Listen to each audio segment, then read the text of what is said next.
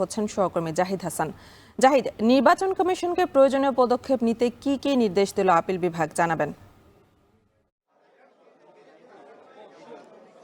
রাজনৈতিক দল হিসাবে জামায়াতের নিবন্ধন বাতিল করা হয় 2013 সালের 1 আগস্ট। এরপরে প্রায় এক যুগ পর্যন্ত জামাত নিবন্ধনহীন দল হিসেবেই বাংলাদেশে রাজনীতি করেছে। পরবর্তীতে তারা যে আপিল করেছিলেন সেই আপিলও খারিজ করে দেওয়া হয়েছিল আইনজীবীর অনুপস্থিতি দেখে 2023 সালের 19 নভেম্বর। পরবর্তীতে 5 আগস্টে শেখ হাসিনা সরকারের পতনের পর যে পরিবর্তিত পরিস্থিতি, সেই পরিস্থিতিতে অক্টোবরে তারা গেল বছরের 5 অক্টোবরে এটি আপিল করে। সেই মামলাটি পুনরুজ্জীবিত হয় এবং পুনরুজ্জীবিত হওয়ার পরে কয়েক কার্যদিবস শুনানির পরে আজকে রায় হলো এবং প্রধান বিচারপতি সৈয়দ রেফাত আহমেদের নেতৃত্বে আপিল বিভাগের 4 বিচারপতির আপিল বেঞ্চ এই জামায়াতের যে নিবন্ধন ফিরে পাওয়ার যে আপিল, সেই আপিলটি মঞ্জুর করে জামায়াতের নিবন্ধন ফিরিয়ে দেওয়া হয় এবং এর মধ্য দিয়ে হাইকোর্ট যে রায়টি দিয়েছিল সেই রায়টি নিষ্পত্তি করে দিয়েছে, অর্থাৎ হাইকোর্টের রায়টি সেট করে দিয়েছে। হাইকোর্টের রায়টি বাতিল করে দিয়ে জামায়াতকে নিবন্ধন ফিরিয়ে দেওয়া হয়েছে এবং এর মধ্য দিয়ে জামায়াতের যে নিবন্ধনের আইনি জটিলতা ছিল সেই জটিলতাও কেটে গেল। একই সঙ্গে জামায়াতকে নিবন্ধন ফিরিয়ে দেওয়ার ব্যাপারে প্রয়োজনীয় যেই পদক্ষেপগুলো, সাংবিধানিক যেই ব্যাখ্যা বিশ্লেষণগুলো রাজনৈতিক দল হিসাবে তাদের নিবন্ধন সংক্রান্ত যেই পদক্ষেপগুলো রয়েছে সকল পদক্ষেপগুলো নেয়ার জন্য নির্বাচন কমিশনকে নির্দেশ দেওয়া হয়েছে।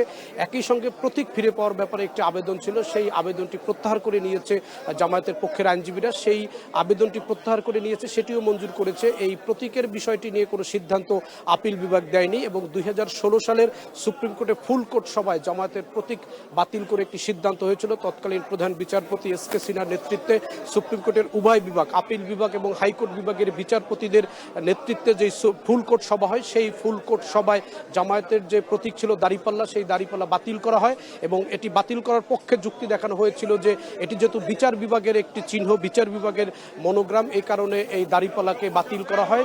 সেই ধারাবাহিকতায় এই দাঁড়িপাল্লা প্রতীকটি ফিরে পাওয়ার ব্যাপারেও তারা আবেদন করেছিলেন, সেটি প্রত্যাহার করে নিয়েছিলেন শুনানির পরে।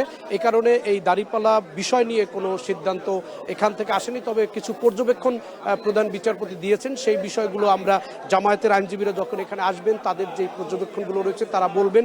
আমরা যতটুকু আদালতের যে মূল বক্তব্য সেটি হচ্ছে যে জামায়াতের এখন নিবন্ধন ফিরিয়ে দেওয়া হলো, অর্থাৎ হাইকোর্টের রায়টি বাতিল করে দেওয়া হলো। এর মধ্য দিয়ে জামায়াতের নিবন্ধন ফিরে পেতে আর কোনো আইনি বাধা থাকলো না। একই সঙ্গে এ বিষয়ে প্রয়োজনীয় যে পদক্ষেপগুলো নিতে হবে জামায়াতের পক্ষে, সেই পদক্ষেপগুলো নেওয়ার জন্য নির্বাচন কমিশনকে নির্দেশ দেওয়া হয়েছে।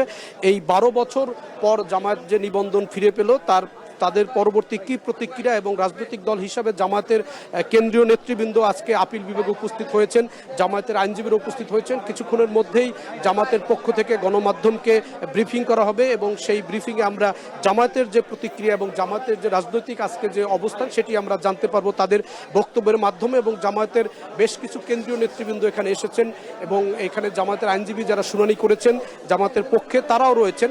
যেটি হচ্ছে যে এই যে প্রায় এক যুগের বেশি সময় ধরে জামায়াত যে নিবন্ধনহীন ছিল এবং তারা এই কারণে 2014 সালে যে নির্বাচন হয়েছে, 2018 সালে যে জাতীয় নির্বাচন হয়েছে, 2024 সালে যে নির্বাচন হয়েছে, সেই নির্বাচনগুলোতে রাজনৈতিকভাবে তারা অংশগ্রহণ করতে পারেনি।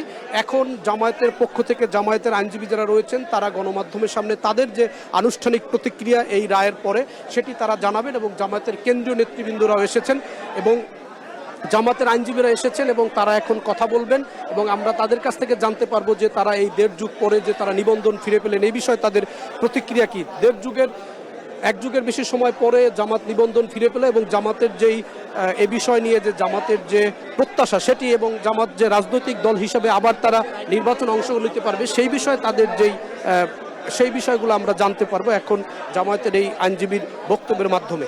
আমরা একটু সরাসরি চলে যেতে চাই জামাতের আইনজীবী যিনি এই বিষয়ে কথা বলবেন তার কাছে, শিশির মনির, তিনি এখন কথা।